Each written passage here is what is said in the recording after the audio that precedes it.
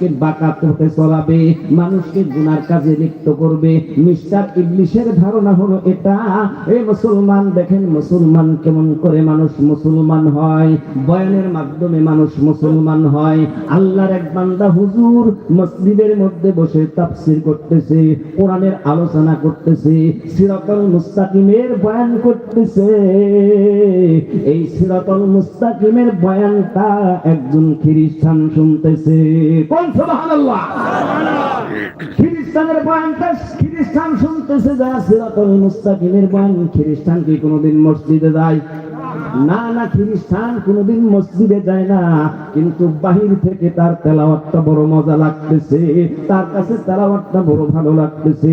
কি তেলাওয়াত? সিরাতুল মুস্তাকিমের বয়ান করতেছে হুজুর, সিরাতুল মুস্তাকিমের তেলাওয়াত করতেছে হুজুর। এবার খ্রিস্টান বেটা, তার তো শরীর পাক নাই না,